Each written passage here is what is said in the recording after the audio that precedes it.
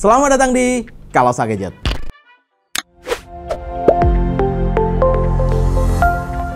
Bersama saya Riko, kali ini kita akan mereview sebuah produk dengan sejujur-jujurnya dan kita tidak di-endorse sama sekali oleh brand manapun.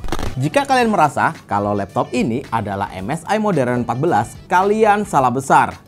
Ini adalah MSI Summit B14 A11M. Pengen tahu seperti apa?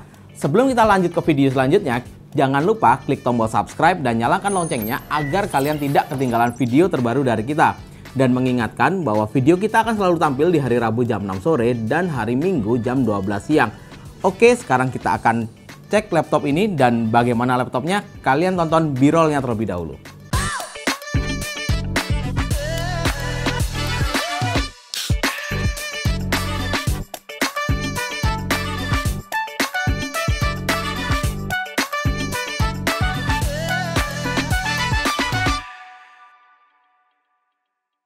Secara spesifikasi, laptop ini sama persis seperti MSI Modern 14 B11M yang menggunakan Intel Core i5 Tiger Lake 1135G7 dengan 10 nanometer superfin untuk fabrikasinya, 4 core 8 thread dan maksimal turbo boost-nya di 4,2 GHz.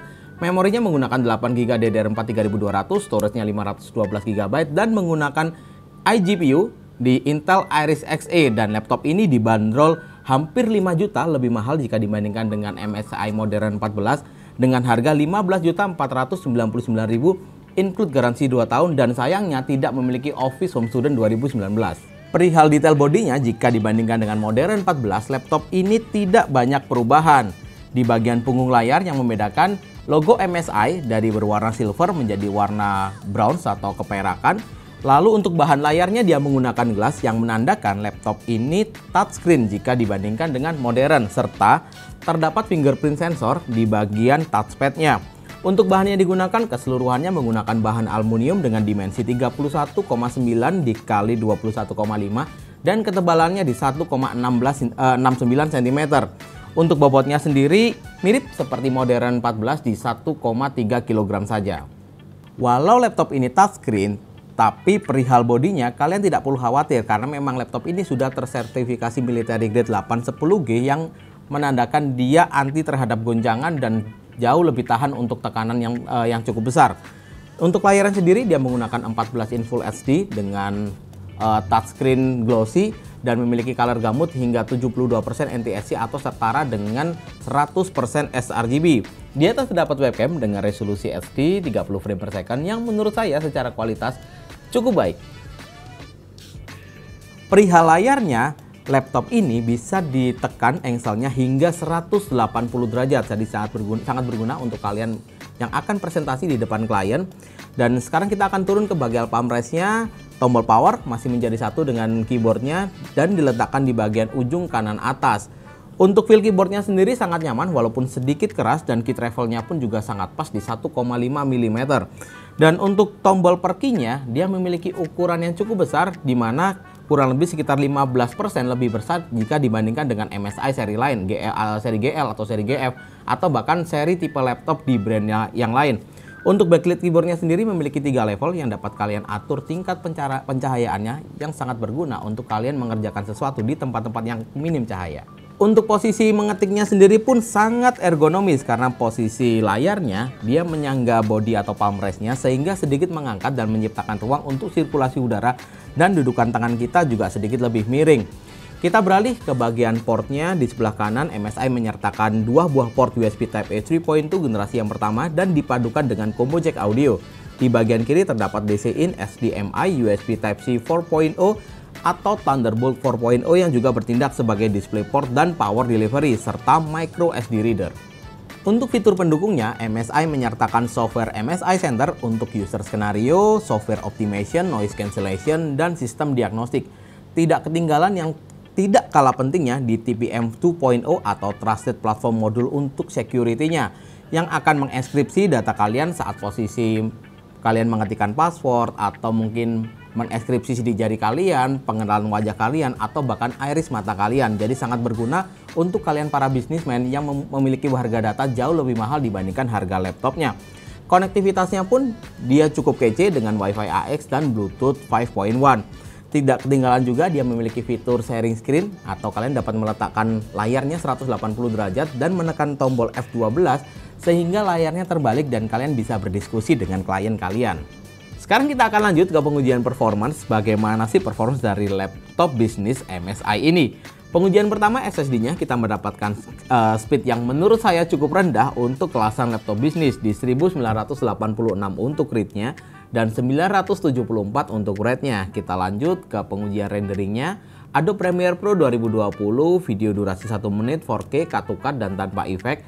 Laptop ini mampu menyelesaikan dengan waktu 2 menit 13 detik. Ini waktu yang lumayan untuk kelasan Intel Core i5 generasi ke-11. Lanjut ke pengujian rendering 3D-nya, karena memang laptop ini tidak memiliki discrete GPU. Dan di pengujian Blender-nya, 3D modeling BMW, laptop ini menyelesaikan dalam waktu 7 menit 38 detik untuk CPU rendernya. Kita lanjut ke pengujian sintetisnya menggunakan R15 dan R20. Untuk R15 kita mendapatkan hasil yang lumayan sekali lagi di 916 CB. Dan R20 single core performance di 514 poin dan multicore-nya di 2259 poin. Dan kita looping 10 kali untuk kita lihat konsistensinya. Di pengujian selanjutnya turun memang tapi tidak terlalu signifikan dan rata-rata pada pengujian ke-10 kita mendapatkan skor di 2171 poin. Laptop bisnis untuk main game. Sekarang kita akan tes 3D Mark Firestrike. Kita mendapatkan hasil yang tidak bisa dikatakan tinggi karena memang laptop ini tidak memiliki discrete GPU dengan skor 2238 poin saja dan suhu maksimalnya di pengujian Firestrike-nya di 81 derajat Celcius. Dan sayangnya laptop ini tidak lolos uji stress test dengan skor 91,8%.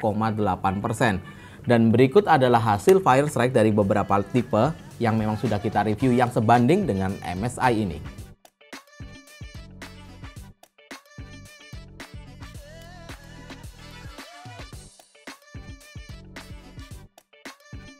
Nah, untuk pengujian real gamenya seperti apa? Ini dia. Game yang pertama kita menggunakan Dota 2 dengan resolusi Full HD serta rata kanan dan full render. Kita mendapatkan kurang lebih sekitar 20 hingga 24 frame per second. Saat kita ubah settingannya ke low dan tetap full render, kita masih mendapatkan kurang lebih sekitar 80 hingga 85 frame per second. CSGO setting high dengan resolusi Full HD, kita mendapatkan rata-rata di 20 hingga 22 frame per second. Saat kita ubah settingannya ke low dan tetap Full HD, FPS-nya naik tapi tidak signifikan dengan 30 hingga 35 frame per second. Genshin Impact setting resolusi Full HD dan grafik low, kita hanya mendapatkan kurang lebih sekitar 22 hingga 27 frame per second. GTA 5 setting resolusi Full HD dan grafik kita buat normal, kita mendapatkan FPS yang tidak terlalu tinggi, hanya sekitar 20 hingga 30 frame per second saja. Untuk suhu permukaannya bisa dikatakan laptop ini sedikit lebih baik jika dibandingkan dengan modern 14 karena kemungkinan besar dia tidak memiliki discrete GPU sehingga kinerjanya atau pendinginannya dipusatkan untuk prosesornya saja. PES 2021 dengan setting resolusi yang cukup rendah di 720, kita hanya mendapatkan kurang lebih sekitar 30 hingga 35 frame per second saja. Berikut adalah hardware dari MSI Summit B14. Terdapat 2 buah heat pipe, 1 fan dan 1 buah exhaust. Di tengah terdapat 2 slot RAM dan 1 slotnya sudah terisi, tapi saya sarankan kalian upgrade ke dual channel untuk mendapatkan performance yang jauh lebih baik. Untuk kapasitas baterainya di 4600 mAh dengan 52 Wh. MSI mengklaim baterai laptop MSI Summit B14 ini mampu bertahan hingga 10 jam, tapi faktanya tidak seperti itu. Pada pengujian PC Mark 10 Modern Office dengan brightness kita buat 50%, backlit kita buat off, wifi off seperti biasa pengujian kita, laptop ini hanya mampu menyelesaikan dengan 4 jam 51 menit saja, jadi jauh dari kata 10 jam. Secara garis besar, laptop ini seperti MSI Modern 14 yang memiliki layar touchscreen dan fingerprint sensor. Tapi menurut kalian oke nggak sih jika dibandingkan dengan MSI Modern 14 dan selisih harganya hampir 5 juta? Kalian bisa tuliskan di kolom komentar. Kesimpulan adalah untuk desain kita berikan skor 8, untuk fiturnya kita berikan skor 8, dan performance jika dilihat dari harga kita berikan skor 7. Thank you banget udah nonton video ini, jangan lupa klik like, share, dan subscribe. Dan kalau kalian ada pertanyaan kita bisa berdiskusi di kolom komentar. Jangan lupa juga follow sosial media kita yang linknya saya letakkan di kolom deskripsi. Saya Riko, see you on the next video.